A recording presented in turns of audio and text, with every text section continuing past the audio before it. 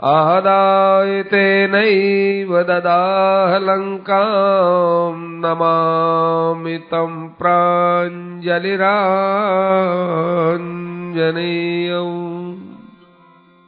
भरत के मन में कितना प्रेम है। भगवान वन में क्यों गए? देवताओं ने प्रार्थना की। चित्रकूट में क्यों रहे? भरत का चरित्र बढ़ाने के लिए। नहीं तो भगवान को दंडकारण्य में जाना था। दंडकारण्य की सीमा अभी चित्रकूट में नहीं आती है। चित्रकूट में भगवान 11.5 वर्ष तक रहे, ऐसा लोग कहते। खूब रहे वहां, केवल इसलिए कि चित्रकूट के यहाँ भरत का चरित्र निखरेगा। नहीं तो भगवान आगे चले आते। और भरत का राज्य करना वो भरत के स्वभाव के अनुसार ठीक नहीं बैठ रहा था। भरत के स्वभाव में तो रग रग में भगवान का प्रेम था, भगवान के प्रति भक्ति थी। इसलिए सभी संत महापुरुष भरत चरित्र से ये बताते हैं कि भगवान का प्रेम संसार में सबसे ऊंचा मूल्यवान है। राज्य, वैभव, कीर्ति, परिवार सब उसके पीछे रह जाते हैं। और बड़े शालीनता से भरत जी ने कहा है, जिसको वशिष्ठ जी आदि ऋषियों ने माना है कि भरत, ये बात तो हमारे पैदा ही नहीं हुई। भगवान से प्रेम करना है, ये किसी साधन से नहीं होता है। प्रेम तो एक अंदर से एक लौ लगती है प्रेम की। भगवान के प्रेम के लिए कोई साधन करे तो साधन थोड़ा दूसरा रास्ता हो जाता है। संतों ने तो एक ही बात कही, भगवान से प्रेम करना हो तो भगवान को अपना मानिए, क्योंकि अपना मानना है ये प्रेम का बीज है। किसी वस्तु को हम अपनी मानते हैं तो वस्तु में प्रेम होता है। कुटुंब को अपना मानते हैं तो कुटुंब में प्रेम होता है। किसी को भी अपना मानते हैं। संसार में भी जिस संबंध को हम बहुत ज्यादा अपना मानते हैं, तो वही संबंध भगवान के साथ जोड़ लेना चाहिए। माता अच्छी लगती हो तो भगवान को माँ मानो, पिता अच्छे लगते हो तो भगवान को पिता मानो। पुत्र अच्छा लगता है, माताओं का पुत्र में बहुत प्रेम होता है। सबसे ज्यादा प्रेम माँ का बेटे में होता है। तो भगवान को बेटा मान लो। कि भगवान को बेटा कैसे? भगवान को बहुत अच्छा लगता है। भगवान को भाई मान लो, भगवान को मित्र मान लो। संतों ने कहा है भगवान हमारे बहुत भोले भाले सीधे साधे। इस मामले में कोई कहेगा कि हम आपको बेटा मानते हैं, यार मैं तो आपका बेटा हूं ही, मैं आपका बेटा हूं। कि हम तो आपको अपना पिता मानेंगे तो भाई सारी सृष्टि को पैदा मैंने किया है। हम आपको बेटा कैसे माने कि मैं यशोदा का बेटा बना हूं ना, कौशल्या का बेटा बना हूं ना। मुझे तो बेटा बनना बहुत अच्छा लगता है, क्योंकि मुझे माँ बहुत कम अवतारों में मिली है। ऐसे भगवान के साथ जो संबंध करे। हमारे भरत जी महाराज अब भगवान के आश्रम की ओर प्रस्थान करते हैं। भगवान के आश्रम के पास उन्होंने सीताराम जी के चरण देखे, मिट्टी के ऊपर चरणों का चिन्ह देखा। भगवान की रेखाएं समझ गए। वज्र का, अंकुश का, कमल का ये चिन्ह, ध्वजा का चिन्ह। तो भरत जी महाराज उन चरणों के चिन्ह के ऊपर लोटपोट हो गए। वहां की मिट्टी यूं लगाने लगे अपने। न्यवेष्टयत पाद रजस्सु सानुजः, न्यवेष्टयत, लुढ़क गए उसमें। और कहने लगे शत्रुघ्न, इससे ज्यादा आनंद कहीं मिलने वाला नहीं है। चाहे मंदाकिनी में स्नान कर लो, चाहे गंगा जी में स्नान कर लो, इतना इस चरण धूलि में जो आनंद है वो आनंद कहीं मिलने वाला नहीं है। तभी तो देखो ब्रह्मा आदि देवता और बड़े बड़े श्रुतियां इस चरण रज को ढूंढने के लिए कितना प्रयास करती हैं। अब जो आगे बढ़ते हैं, ज्यों ज्यों आगे बढ़ते हैं त्यों त्यों आनंद अजाश्रु स्नपितस तनांतर है। उनके यूं आनंद के आंसू यूं बरसे, यूं जा रहे हैं, यूं आनंद के आंसू बरस रहे हैं।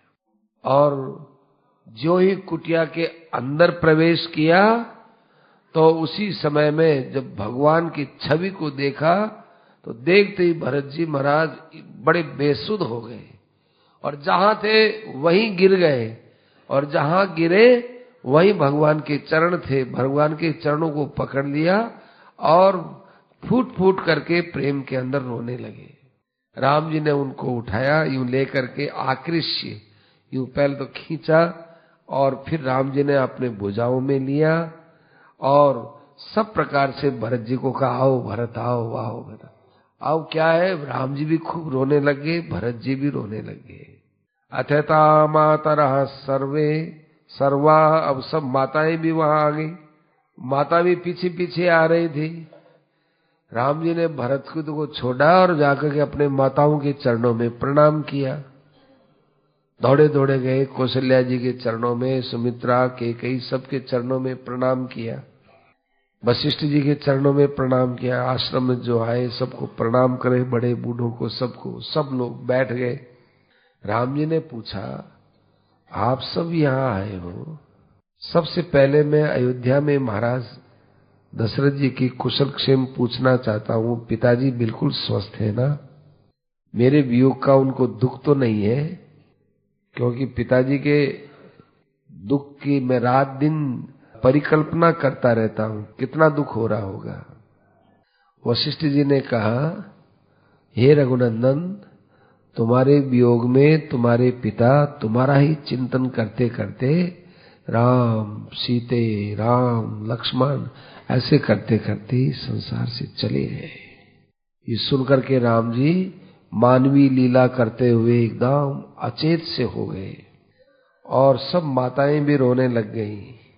और राम जी जोर जोर से बोलते हैं कि कितनी दया थी हमारे पिता की हमारे पर, हमको छोड़कर चले गए पिताजी, अब कैसे मिलना होगा, मैं अनाथ हो गया। कितना आपने हमारा प्यार किया, स्नेह किया, गोदियों में खिलाया। लक्ष्मण जी और सीता जी भी विलाप करने लगी। वशिष्ठ जी ने सबको शांत वचनों से समझाया और फिर राम जी मंदाकिनी में स्नान करने गए और वहां उन्होंने फलों का पिंड दान दिया कि वयम यदन्ना पितरस तदन्ना स्मृतिनोदिता। देखो, जो व्यक्ति जैसा भोजन करता है अपने पितरों को वही भोजन देता है। एक बात थोड़ी सी अड़चन में आती है कि जिस दिन एकादशी का श्राद्ध होता है उस वक्त लोग कहते हैं कि एकादशी के श्राद्ध में क्या करना चाहिए। तो एकादशी ये देखना चाहिए कि पहले वो जिन माता पिता के लिए, दादा दादी के लिए श्राद्ध करते हैं वो एकादशी करते थे क्या? यदि वो एकादशी करते थे तब तो फलाहार का ही वहां पर ब्राह्मण को भोजन कराना चाहिए, और यदि वो एकादशी नहीं करते और अपने एकादशी करते हो तब क्या करना चाहिए? तो उनके लिए तो वही भोजन बनाए और अपने लिए फलाहार का भोजन करना चाहिए। लेकिन जिसका नियम ही है, कोई ऐसे नहीं होता हमारा तो फलाहार का ही नियम है बरसों से, तो वो फलाहार से ही वह उनका तर्पण करे। तो वयम यदन्ना पितरस तदन्ना, हमको जो अन्न मिलता है पितरों को भी वही देना चाहिए। इस प्रकार से भगवान ने लौकिक रीति सब निर्वाहित की और फिर वे अपने आश्रम में आए।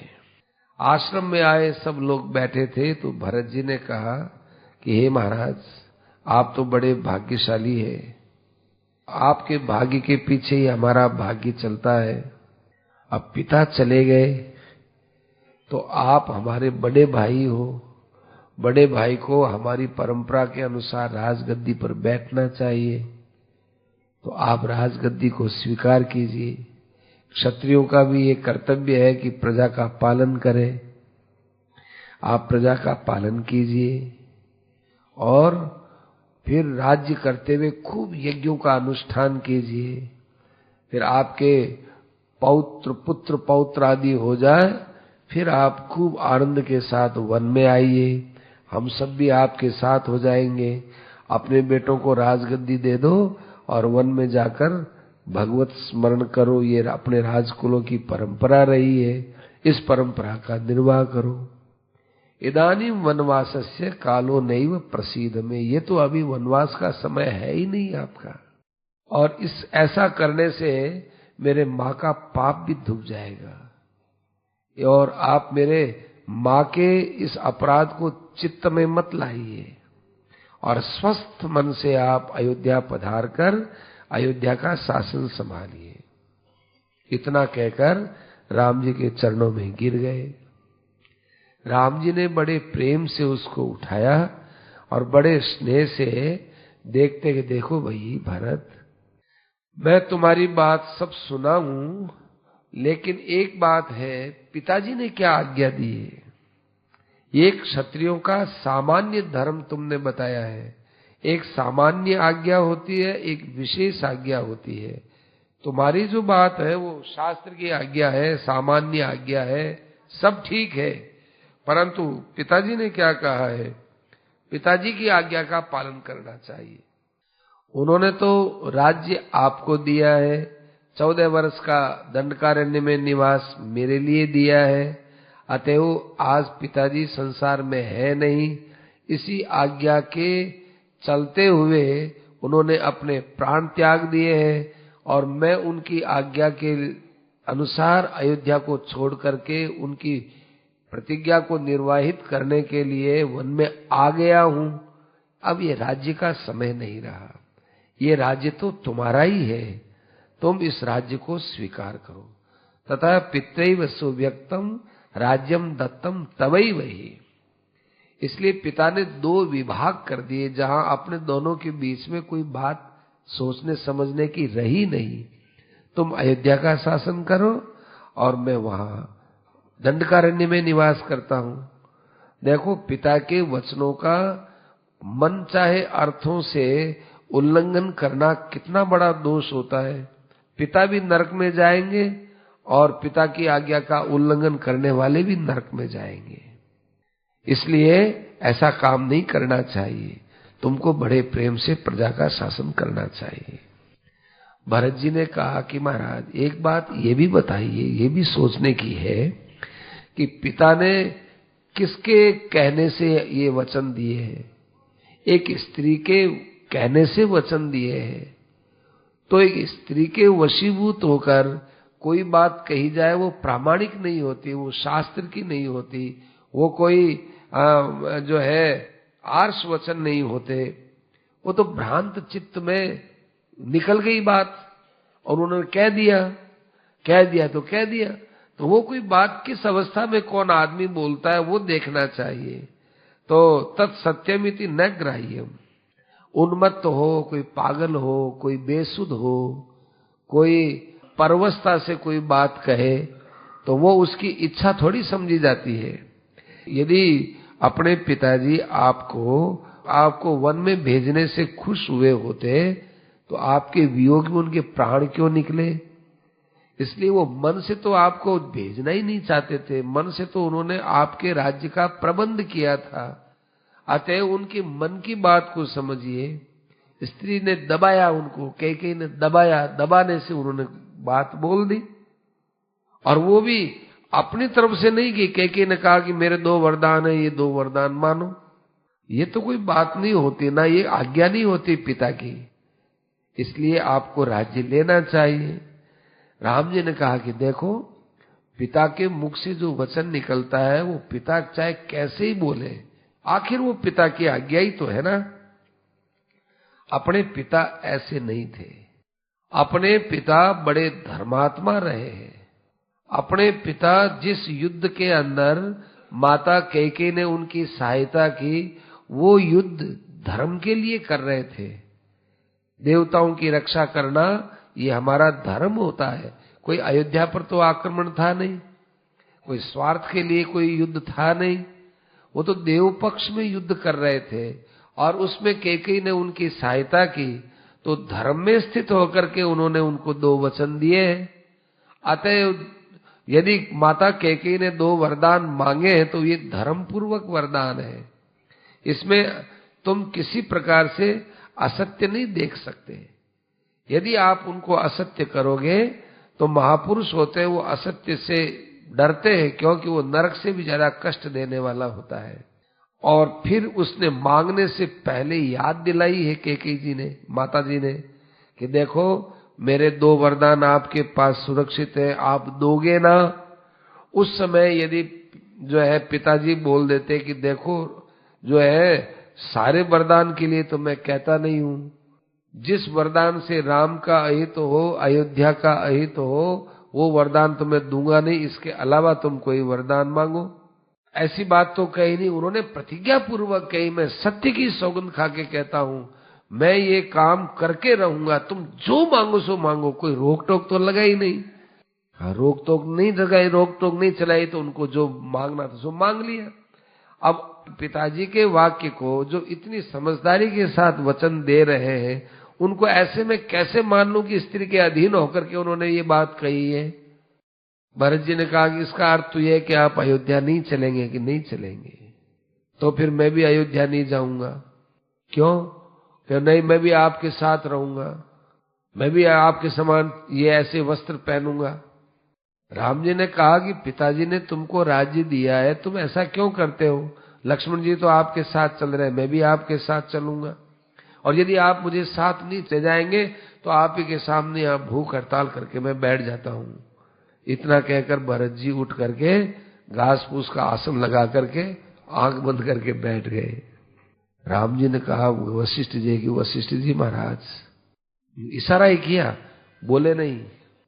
तो भरत जी महाराज जब इस प्रकार से कुशासन पर बैठ गए, तब राम जी महाराज ने नेत्रांत संज्ञाम गुरुवे चकारे, अपने गुरु जी से नेत्र से इशारा किया, जाओ समझाओ, इसको समझाओ। तब वशिष्ठ जी उठ करके भरत के पास गए। भरत के पास जाकर कहने लगे, बेटा ऐसे हठ नहीं किया करते हैं। प्रेम और हठ ये दोनों साथ में नहीं रहते हैं। कोई सोचता हो कि मैं हठ पूर्वक मेरे प्रेमी को झुकाऊं तो उसमें प्रेम बड़ा नहीं होगा, वहां हठ हो जाता है। तुम जरा हमारी बात को अच्छी तरह से सुनो। तुमने राम को समझ क्या रखा है? रामो नारायण है साक्षात, ये साक्षात नारायण भगवान है, ब्रह्मा जी की प्रार्थना से आए हैं। और ये जो तुम्हारी माँ ने वरदान मांगे हैं, पिता ने वरदान दिए हैं, सब कुछ हुआ है, ये राम की प्रेरणा से हुआ है। ये स्वयं वन में जाना चाहते हैं, अभी अयोध्या में रहना नहीं चाहते हैं, क्योंकि इनको रावण का वध करना है। और सीता है, ये साक्षात योग माया है, सीता कभी इनसे अलग नहीं रह सकती है।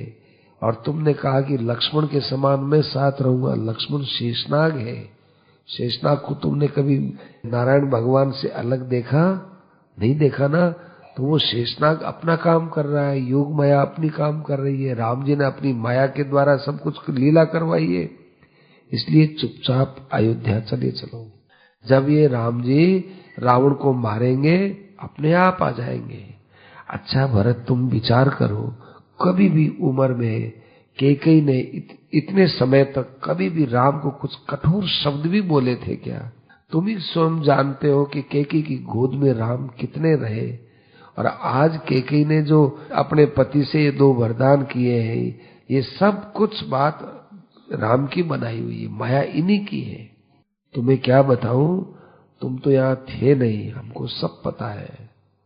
नारद जी एक दिन पहले आके गए थे और नारद जी ने उनको सब बात समझा दी थी कि ऐसे ऐसे राज्य की तैयारी हो रही है, आप क्या कर रहे हो। ऐसी स्थिति में आप राम जी के जो मन के संकल्प हैं, जो लीला करना चाहते हैं, उसको किसी प्रकार से उल्टाइए मत। अपना आग्रह छोड़ दीजिए। राम जी को ले चलने के लिए तुम्हें कहना था, तुमने कह दिया, अब तुमको विवश नहीं करना चाहिए और अपने नगर की तरफ ही अपने को चलना चाहिए। ये रावण को मारेंगे, अपने आप अयोध्या आ जाएंगे। तो भरत जी महाराज ये बात सुनकर के बड़े आश्चर्य में डूब गए। गुरुदेव, ये सब राम जी की इच्छा से हुआ है, बिल्कुल बस राम की इच्छा से हुआ है। तो कैकेयी के द्वारा जो कठोर वचन निकले, इसमें कैकेयी की कोई दुर्भावना नहीं, बिल्कुल नहीं है। इस विषय में जो कैकेयी की दुर्भावना समझेगा वो बड़ा भारी पाप करेगा। तब तो गुरुदेव आप जैसा कहे वैसा करने के लिए तैयार हूं। इसलिए हे वत्स, तुम वापस चलने की तैयारी करो, आओ राम जी के पास से विदा मांग लो। भरत जी आए, राम जी के चरणों में गिर गए, रोने लग गए और कहने लगे, महाराज गुरुदेव के द्वारा मुझे बहुत बातों का ज्ञान हुआ, आपकी चरण पादुका मुझे दे दीजिए, इन चरण पादुकों को ही आपका रूप मानकर मैं सेवा करूंगा, और जब तक आप नहीं आएंगे तब तक इन चरण पादुकों को ही मैं अयोध्या का राजा मानूंगा। राम जी महाराज बहुत प्रेम से भरत जी को चरण पादुका दे देते हैं, और राम जी की उन्होंने परिक्रमा की, और जाते जाते भरत जी ने रोते रोते कहा, देखो राम, मैं एक बहुत बड़ा दुस्साहस ही कर रहा हूं, 14 वर्ष तक आपसे अलग रहूंगा, मैं रह जाऊंगा इसी आशा के साथ कि 14 वर्ष का जो दिन होगा, उस दिन आप 14 वर्ष पूरे होते ही पहले दिन में ही आप वहां अयोध्या पधार जाएंगे। मैं एक दिन का भी उस समय वियोग सह नहीं सकूंगा, नहीं तो मैं अग्नि में प्रवेश कर जाऊंगा। 14 वर्ष जैसे तैसे मैं निकाल लूंगा। तब जो है सब लोग विदा हो गए। विदा होने के बाद कैकेयी पीछे रही। कैकेयी पीछे आकर राम से एकांत में खूब रोई और रोते रोते कहते, हे राम, तुमको बुरा तो नहीं लगा ना? तुम्हारे मन में कोई मेरे से नाराजगी तो नहीं है ना? देखो राम, मैं तो तुम्हारी माया की वशीभूत हूं।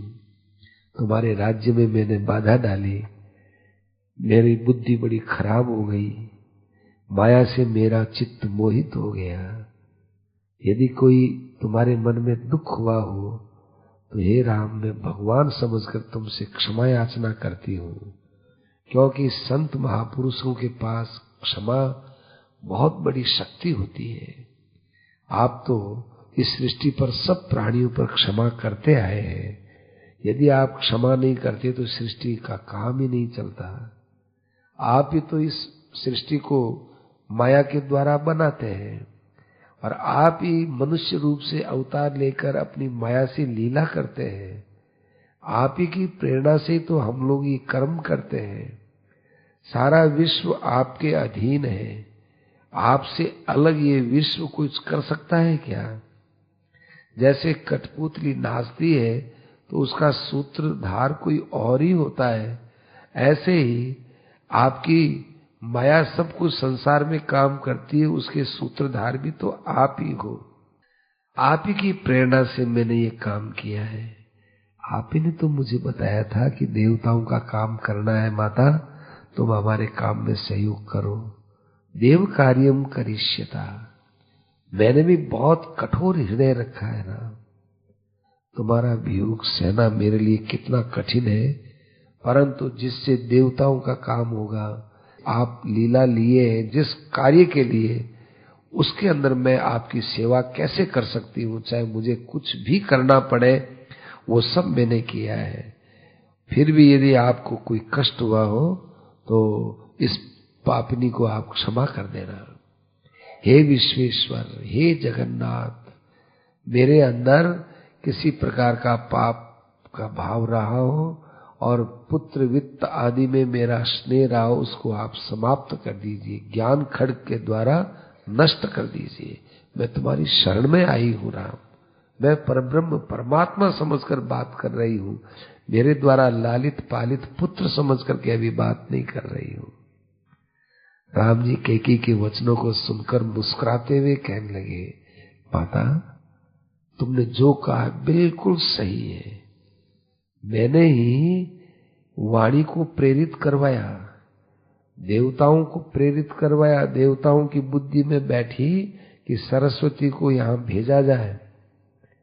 सरस्वती आई और उसी वाणी ने, सरस्वती ने तुम्हारे अंदर प्रवेश किया। तुम्हारे अंदर प्रवेश करके पिता के अंदर प्रवेश किया। नहीं तो पिता के अंदर यदि वाणी का प्रवेश नहीं होता, मेरे सरस्वती का प्रवेश नहीं हुआ होता, तो पिता बहुत सोच समझ करके तुमको वरदान देते। लेकिन जो कुछ पिता ने कहा, जो कुछ तुमने कहा, उसमें केवल मेरी माया काम कर रही थी।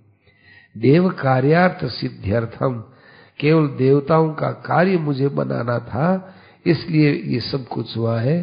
तुम्हारा उसमें कोई दोष नहीं। तुम अपने मन को बिल्कुल मलिन मत करो, तुम अपने को पापिनी बिल्कुल मत मानो।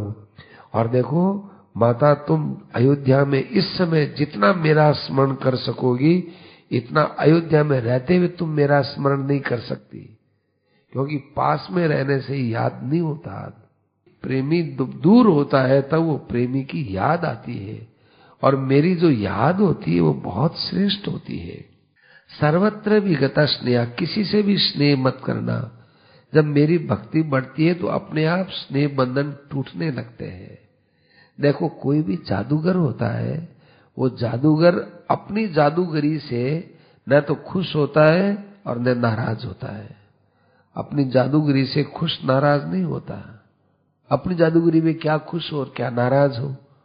ऐसे ही मैं इस संसार में लीला करूं तो मैं कौन से राज्य प्राप्ति से तो राजी होऊंगा, और कौन सा मैं राज्य के विघातन में नाराज होऊंगा। मेरा तो भक्त जो करता है, बस उस भक्त के उस भाव को मैं स्वीकार करता हूं।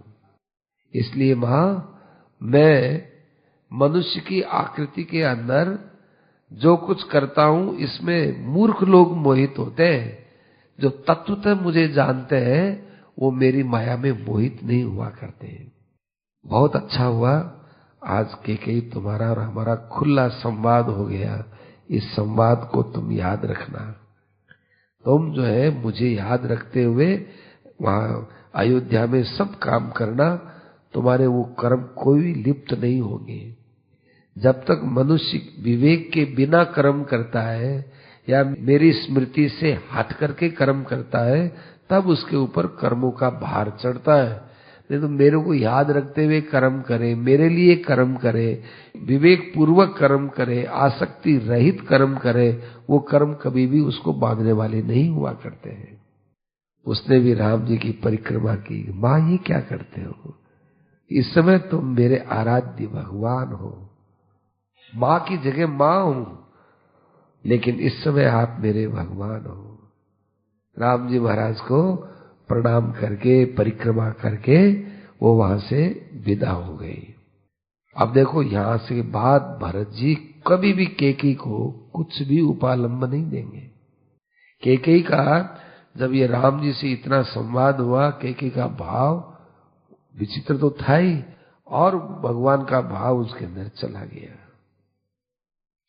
इधर सब लोग वहां से प्रस्थान करते हैं, सब लोग अयोध्या आए। अयोध्या आने पर आप लोग मन में सोच रहे होंगे कि जनक जी तो यहाँ आए ही नहीं। जनक जी किसी रामायण में नहीं आते हैं, तुलसीदास जी की रामायण में आते हैं। तो फिर आपको बता दें कि कोई कहेगा कि तुलसीदास जी में तो ये लिखा है, इसमें ये लिखा है, हम ये माने कि वो माने। अरे राम जी कोई हमारी तरह नहीं थे जो एक बार आए और लीला कर गए और चले गए। राम जी कितनी बार आते हैं, कितनी बार आते हैं। अच्छा आप भी माताओं बहनों भाई लोग, आप भी देखो, रोज आप यहाँ आ रहे कथा में, आप एक जैसे कपड़े पहन के आते हैं क्या? एक जैसे नहीं आते। कभी आप कौन सा कपड़ा पहन लेते हैं, भाई लोग कभी धोती पहन लेते हैं, कभी पैंट पहन लेते हैं, कभी कैसा पहन लेते हैं, कभी कैसा पहन लेते हैं। और ये तो निश्चित बात है कि कल के कपड़े पहने हुए वही कपड़े पहन के तो आने वाले हैं नहीं। चाहे आप हो चाहे हम हो, सब कपड़े धुलते हैं, दूसरे कपड़े पहनते हैं। अब कहे साहब आपने ये कपड़े पहने, आप वही है क्या? आप वही है क्या? अरे हम तो वही है, कपड़े अलग अलग है। ऐसे ही राम जी यहाँ हर त्रेता में अवतार लेते हैं। अब असंख्य त्रेताओं में असंख्य बार भगवान आए हैं। उनमें मुख्य जो पात्र होते हैं वो तो वही होते हैं। दशरथ, कौशल्या, राम, विश्वामित्र, जनक, सीता, रावण, ये मुख्य पात्र हैं। इन पात्रों के अंदर कहीं कहीं कहीं कहीं कोई कथा प्रसंग बदलता है तो कल्प भेद है। कल्प भेद माने किसी कल्प में ऐसा हुआ और किसी कल्प में ऐसा हुआ। इसलिए गोस्वामी जी ने ये शंका का निवारण कर दिया, कल्प भेद हरि चरित सुहाए। कल्प भेद के कारण अब नया कोई कवि होगा, इन पात्रों को रखते हुए कुछ भी लिख देगा तो वो भी ऐसा ही माना जाएगा। इसलिए भगवान की लीलाओं के अंदर ऐसा कवियों के वाणी में इति मतभेद मिलता है, कथा भेद मिलता है, तो वो कथा भेद कल्प भेद के अनुसार ही है। दूसरी बात एक और है कि जो भगवान के प्रेम में डूब करके भगवान की कथा लिखते हैं, कहते हैं, सुनते हैं, उनके अंदर भी एक रामायण तैयार होती है।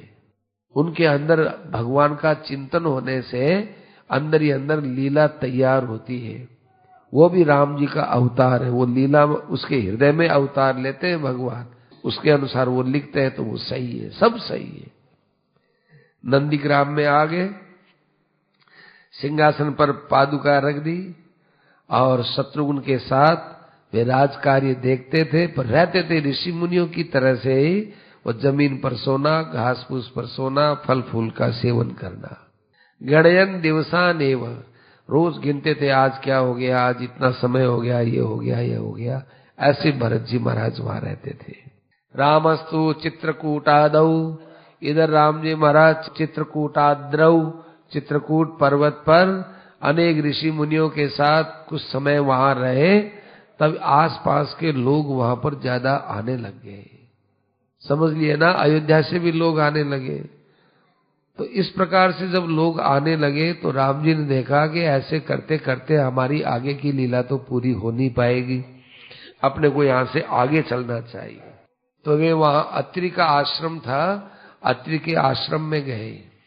अत्रि ऋषि से प्रार्थना की कि महाराज रामोहम अभिवादये, मैं दशरथ पुत्र राम आपके चरणों में प्रणाम करता हूँ।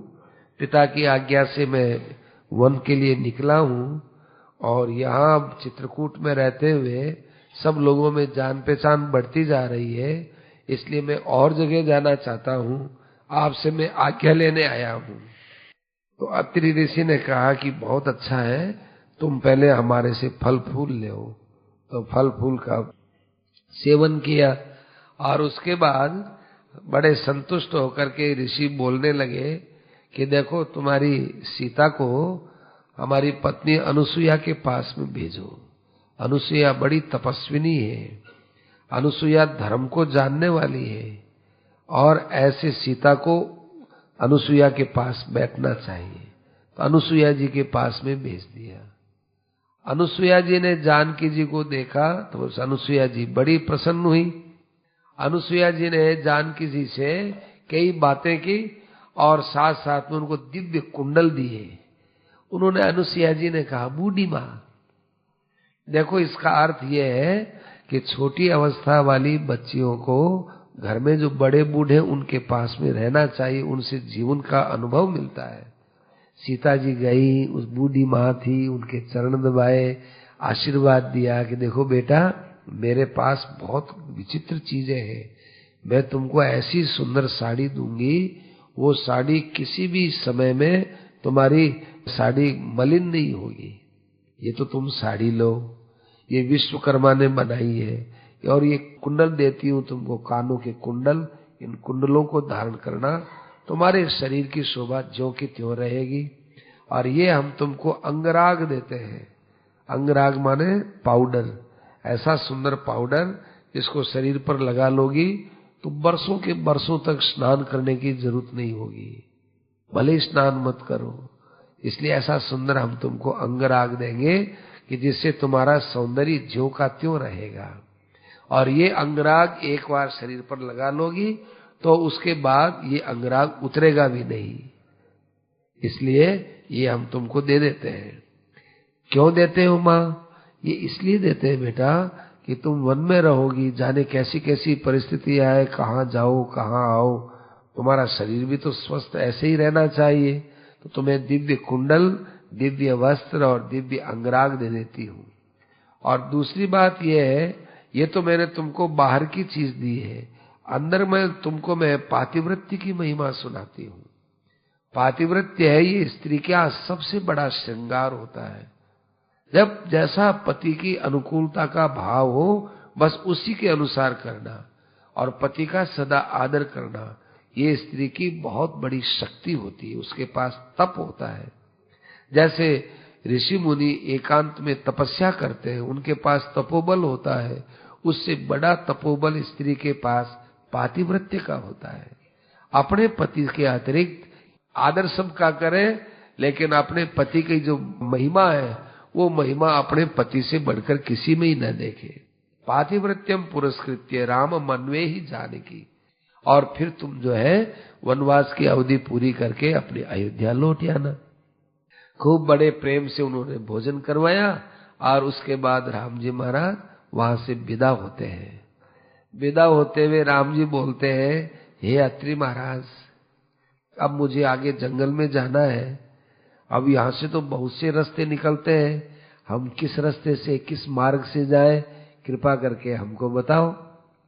अत्रि ऋषि कहने लगे, अरे राम, तुम सारे संसार के पथ प्रदर्शक हो और सर्वस्य मार्ग दृष्टात्वम।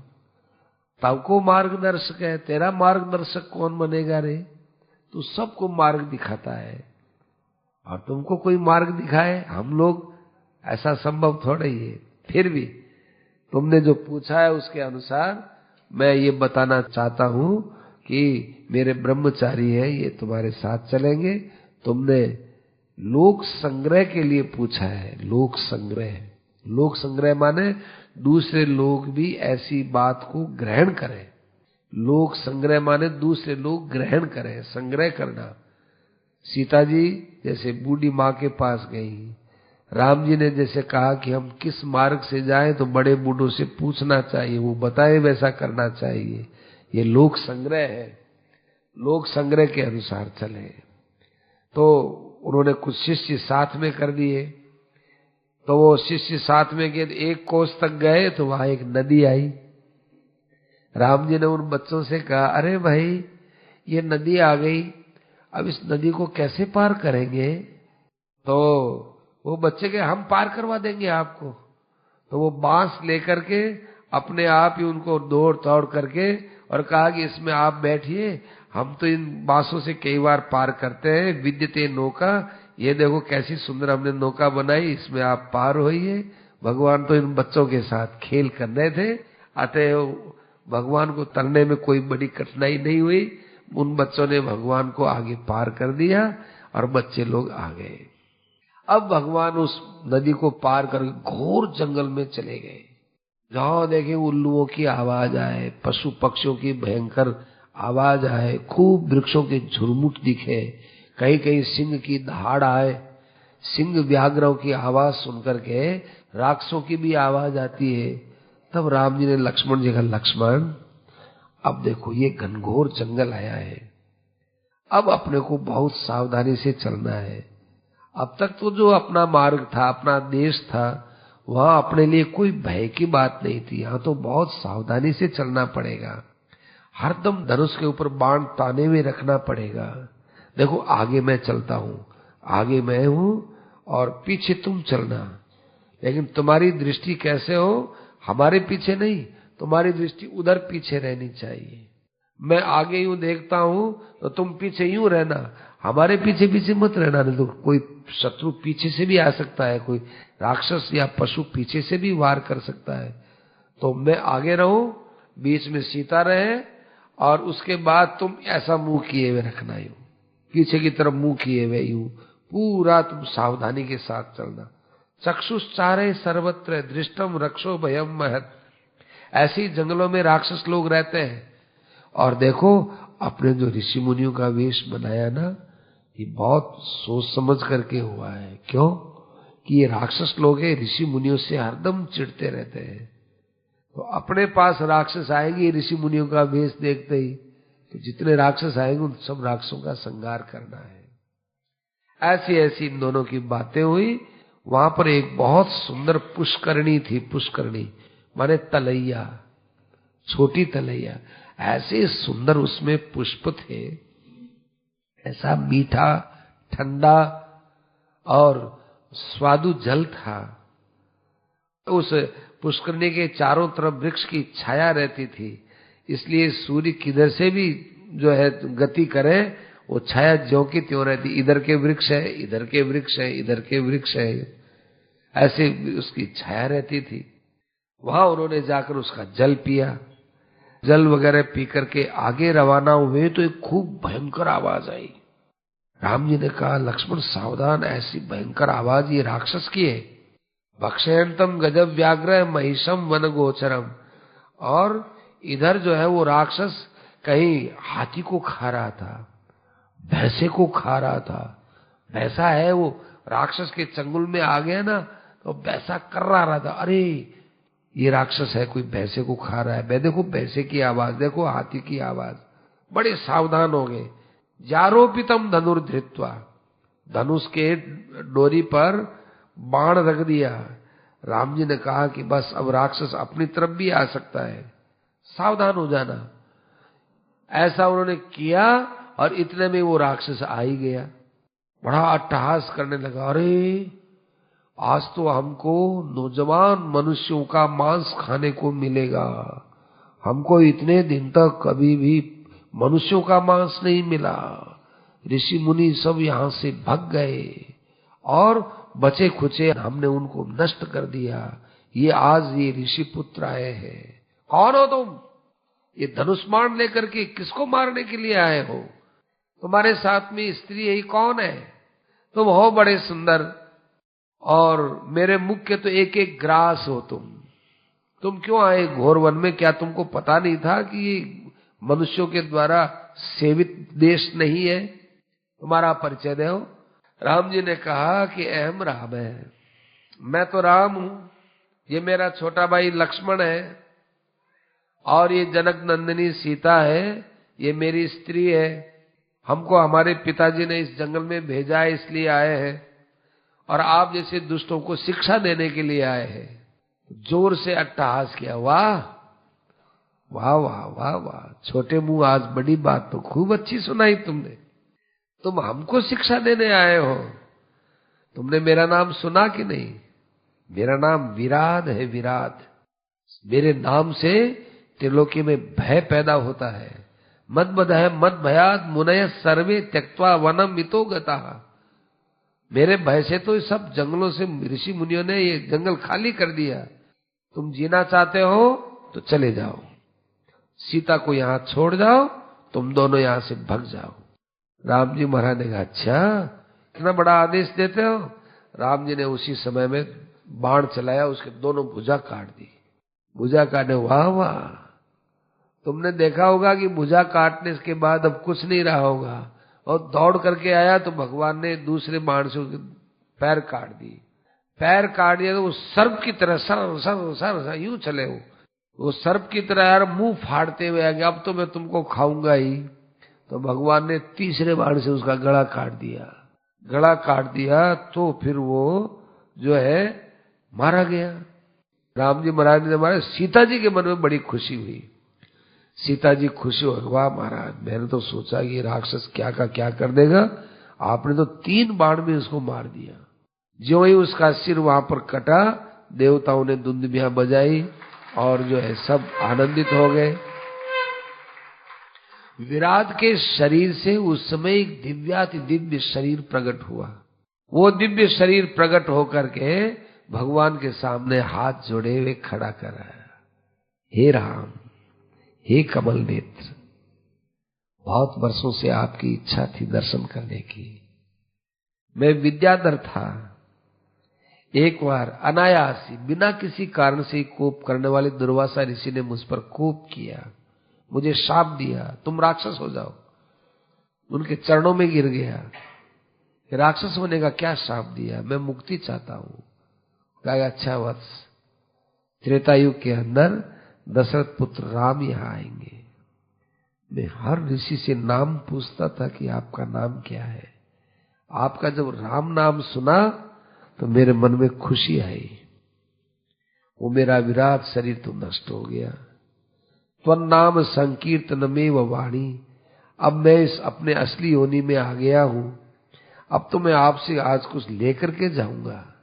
एक तो आपके चरणार बिंदों की स्मृति रहे, एक वाणी के अंदर सदा आपका नाम का निवास रहे और मेरे कानों के अंदर आपकी कथा बसती रहे, मैं आपकी कथा ही कथा सुनता रहूं। और इसके अलावा मैं आपसे कुछ नहीं चाहता हूं। थोड़ी थोड़ी देर में मेरा सिर आपके चरणों में प्रणाम करता रहे। हे प्रभु, आप आत्माराम हो, आप सीताराम हो, आप परब्रह्म परमात्मा हो, मैं आपकी शरण में आया हूं, मेरी रक्षा करना प्रभु। ये माया के अंदर कहीं उलझ न जाऊं, बस इस माया से मैं बचना चाहता हूं। भगवान ने कहा, जाओ विद्याधर, तुम्हारे अंदर अशेष माया के प्रभाव नहीं आएंगे, गुण दोष दोनों ही तुम्हारे अंदर नहीं आएंगे, तुम सर्वथा मुक्त हो गए हो, तुम्हें मेरी दुर्लभ भक्ति मिलेगी। भक्ति से संपन्न जो होता है, उससे बढ़कर संसार में कोई पुरुष नहीं होता, वो भक्ति तुम्हें मिलेगी। ऐसा उसको आज्ञा दे दी और फिर वो विद्याधर भगवान का भजन करता हुआ अपने दिव्य धाम में चला गया। विराट के मारने के बाद भगवान सर्वभंग ऋषि के आश्रम में आए। सर्वभंग ऋषि बड़े प्रसन्न हो गए, हमारे यहाँ घर में राम लक्ष्मण सीता तीनों आए हैं। सर्वभंग ऋषि ने कहा, महाराज बस कई दिनों से मैं तपस्या करते हुए, आपकी भक्ति करते हुए यही सोच रहा था कि कब आप आए, कब आप आए। आज आप यहाँ आ गए, अब बस अब इस शरीर के द्वारा और कोई देखना नहीं चाहता। जिस शरीर से आपके दर्शन हो गए, अब इस शरीर से क्या किसको देखना है, इसलिए अब मैं अपना शरीर छोड़ता हूँ। तो उन्होंने एक चिता बनाई और चिता बना करके उसमें उन्होंने शरीर को प्रवेश कर लिया, भगवान का ध्यान करते हुए। किसी ने पूछा कि क्या ये उचित था, कि ये वर्तमान समय में उचित नहीं होता, हर चीजें अपने अपने समय की होती है। जैसे दवाइयों पर लिखा हुआ रहता है एक्सपायरी डेट, ऐसे ही ऐसी ऐसी साधनाएं इस वर्तमान समय के लिए नहीं होती है। हम इस वर्तमान युग में उस समय की लीलाओं का, न जाने किस समय की लीला, उसकी तुलना करने लगते हैं। अपने समय के लिए कहीं शास्त्रों में ऐसा नहीं आता है। दूसरी बात यह है कि किसी भी भक्त की जो भक्ति होती है, उस भक्ति का जो रहस्य है, वो रहस्य ही समझने का होता है, और बाकी क्रियाएं ऐसे सब के सब वैसी की वैसी करने की नहीं होती है। उसकी भक्ति कैसी है, आपको देख लिया और हमें अब कुछ नहीं देखना है। एक भक्त को भगवान के दर्शन हो गए, कृष्ण भगवान के दर्शन होने के बाद उसने जो है सीख ले ली और अपने आंख फोड़ ली, बस आपको देखने के बाद और देखना ही नहीं चाहता हूं। तो फिर भगवान ने उसकी आंख की पीड़ा को दूर कर दिया, लेकिन नेत्र ज्योति जान करके नहीं दी। ऐसे कई भक्त हुए, किसी की क्या है, किसी की क्या है। तो ये हर भक्त का अनुसरण नहीं किया जा सकता। हमारे सर्वभंग ऋषि भगवान का ध्यान करते करते चिता में प्रवेश कर गए, और चिता में प्रवेश करते हुए कहने लगे, महाराज अब मैं इस शरीर को जला करके आपका जो ब्रह्मलोक है उस ब्रह्मलोक में जाता हूँ। हे अयोध्यापति भगवान, आप और आपके बाई और सीता मेरे हृदय के अंदर बसे रहना चाहिए। ऐसा ध्यान करते हुए जो है पंच तत्वों में विलीन हो गए।